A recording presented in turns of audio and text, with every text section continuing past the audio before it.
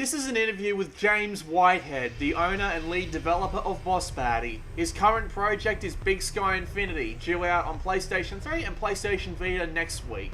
Footage in the background is the PC version of Really Big Sky.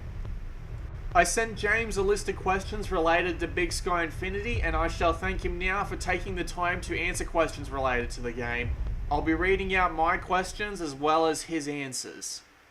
So about Big Sky. Is Big Sky Infinity a true sequel to Really Big Sky, or is it an enhanced port?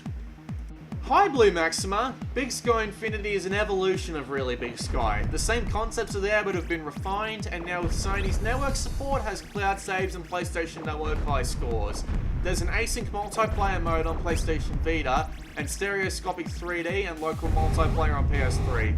It's never the same game twice. Dynamically altering gameplay is still there. It is an enhanced port with all the bells and whistles consoles can provide. On top of that, we have a new endurance game mode, and the narrator is back and cheekier than ever too. What's it like to see your game on the PlayStation Vita? What goes through your mind when you see it on the small screen?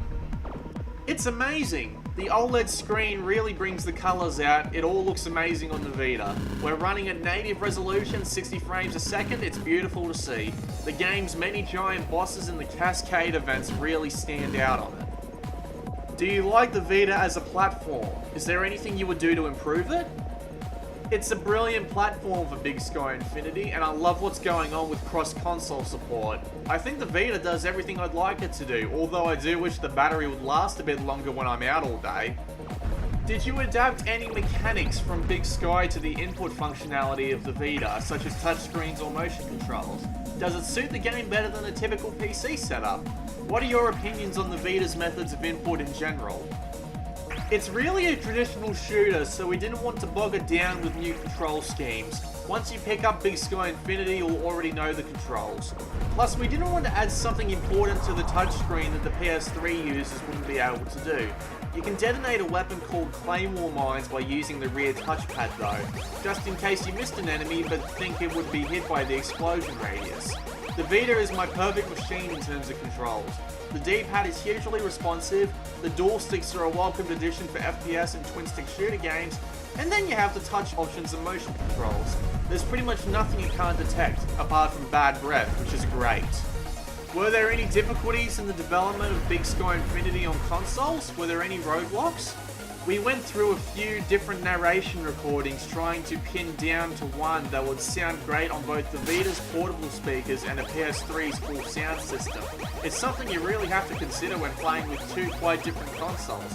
We ran various narration lines through a PS Vita and PS3 in order to find the best one. Did you have to reduce the scope of Big Sky to fit it on the Vita? Not at all. The Vita does things the PS3 can't do, and vice versa. On the Vita, we're able to use an asynchronous multiplayer because of how the Vita handles its messaging system. On the PS3, we can have 4 players all sharing the same display. But if you have both devices, the game is cross-play compatible, so you get both versions. How has Sony treated indie developers in your opinion? Are they attempting to appeal to indie developers to get titles on Vita? Is there any part of the approval/development process that's harder than it should be? Can't fault them. They put Big Sky Infinity up on their PlayStation Plus Presents stand at Gamescom, so we got to talk to people playing the game and made improvements from there. And we didn't have any issues with the approval process. That's entirely down to Vufu and the production team and how good those guys are. Are you going to continue to make games for Vita and other consoles if you're given the opportunity? Definitely. I think Sony's attitude towards indies, the flexibility of their devices and services are really welcoming. There's a lot you can do with their cross stuff. Our next project is quite exciting, we can't wait to show it off. Any details on US release as of yet? You get it a day before Europe, so that's 12/11/12 for you guys and 12/12/12 for us. I think ours is the better date, mind you. Now that I can agree with. Thanks to James for his time for this interview, and be sure to check my channel for an interview with the developers of Knit Underground and Knit Plus. See you all next time.